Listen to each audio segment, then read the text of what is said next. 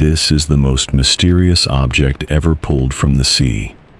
For 60 years after it was found, not a single person on Earth could explain it.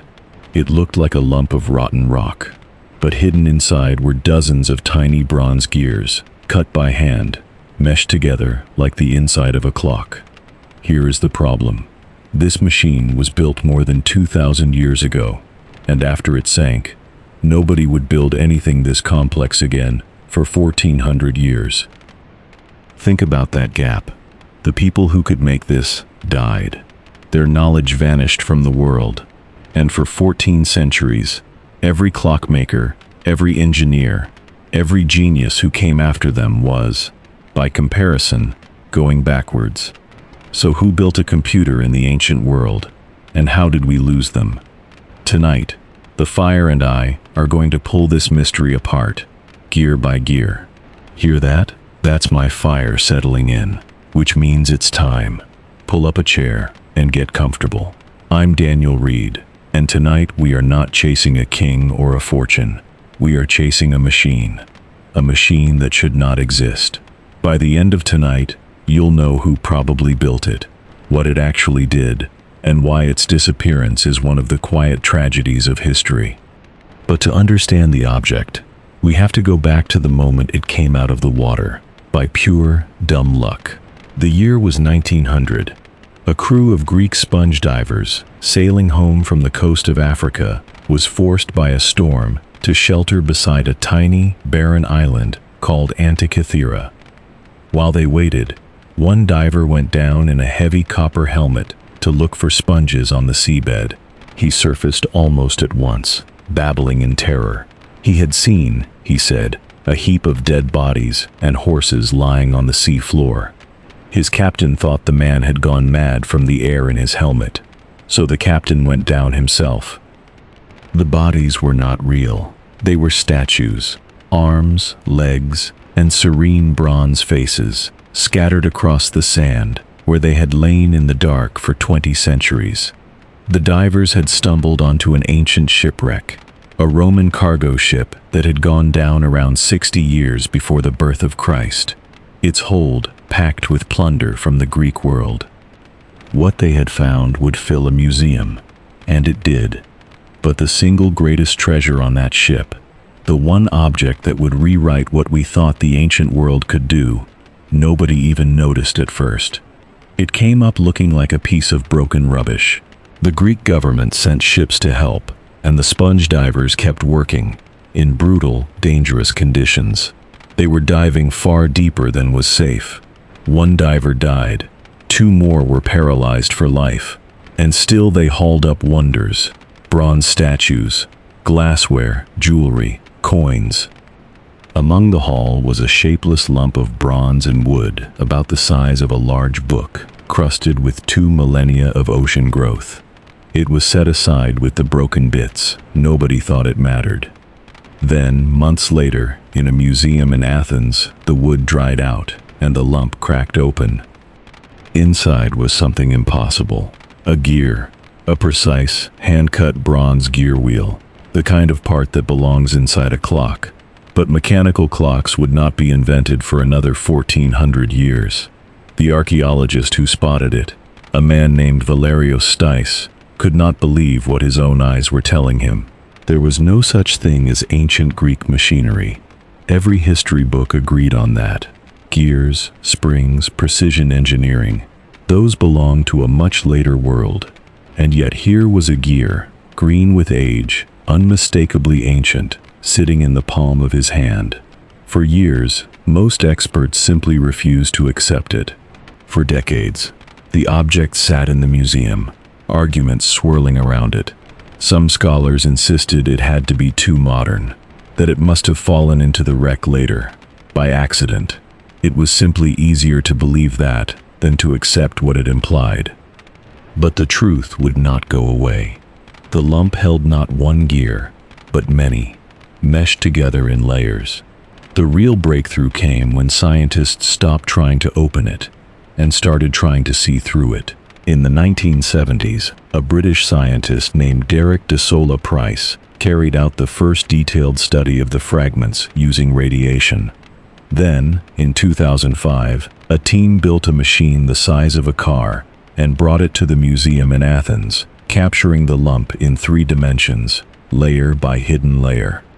And the machine finally gave up its secret. Hidden inside were at least 30 precision gears, some with teeth barely a millimeter across. Thousands of tiny Greek letters covered its surfaces, a kind of instruction manual, etched straight into the bronze. This was not a decoration, and it was not an accident.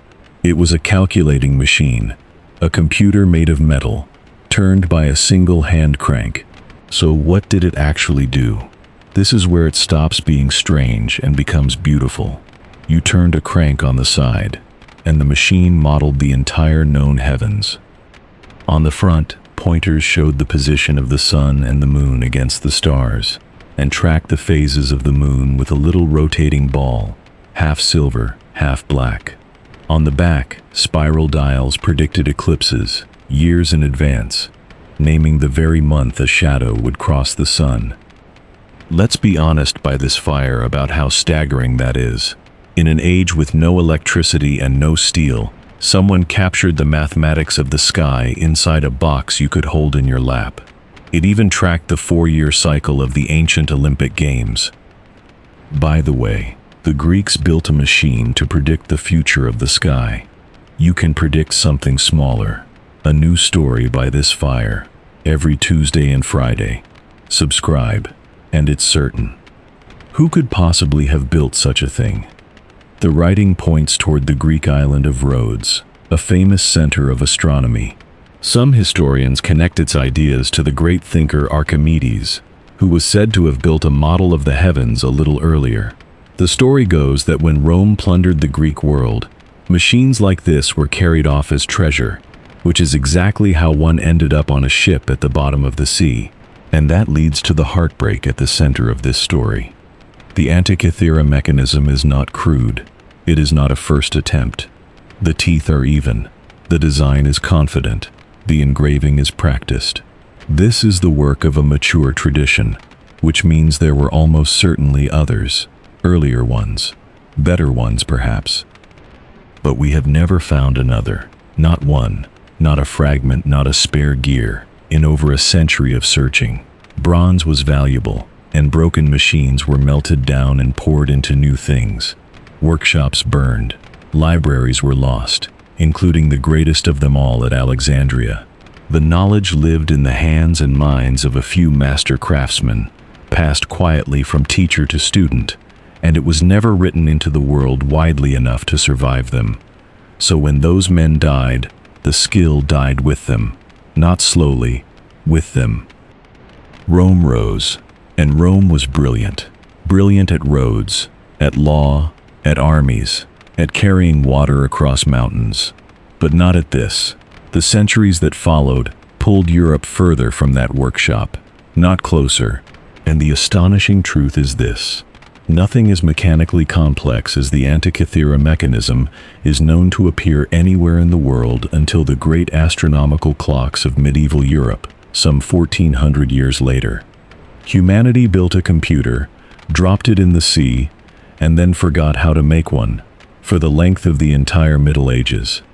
It is tempting to ask the painful question, what if it had never been lost? If that knowledge had spread instead of dying, if it had been copied into 100 books, taught in 100 workshops, carried to 100 cities, how much earlier might the modern world have arrived? Some dreamers let themselves imagine precision clocks, calculating machines, even something like an industrial age, arriving centuries ahead of schedule.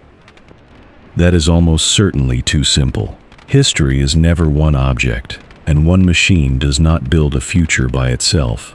But the mechanism stands as proof of something genuinely humbling. Progress is not a straight line marching upward. Knowledge is not safe simply because someone, somewhere, once knew it.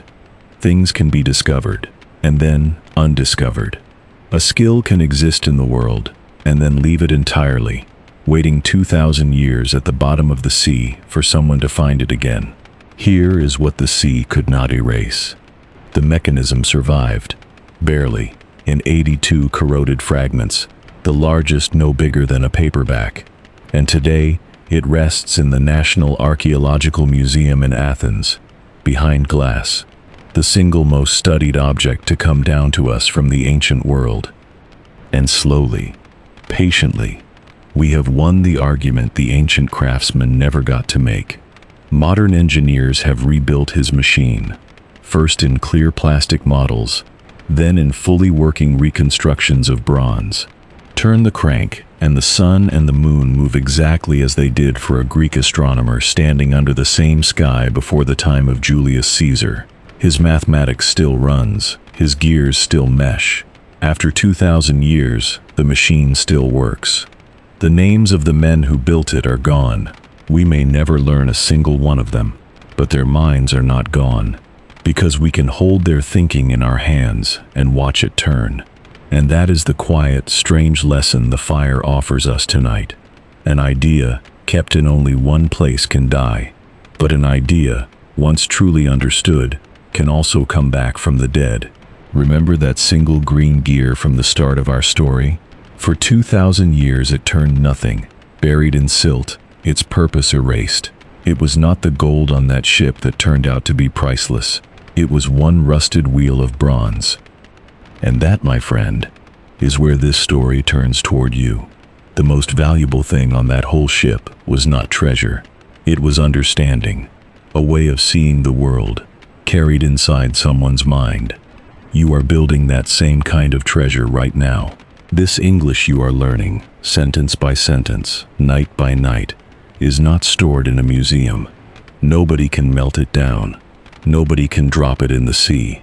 Once you truly understand something, it becomes yours in a way that gold never can. The gold on that ship made someone rich for a season. The knowledge on that ship is still teaching us, 2,000 years later. So build the kind of wealth that sinks and survives. Learn the thing itself. Before the fire burns down, one question tonight. If you could send just one piece of knowledge 2,000 years into the future, one skill, one idea, so it could never be lost, what would you save? Drop it in the comments, and tell me where in the world you're listening from.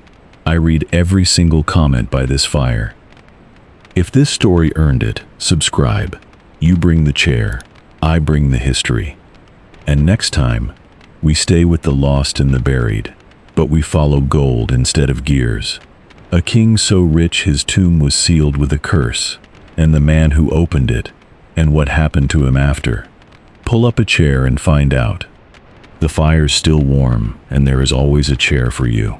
I'm Daniel Reed, and this is Fireside History.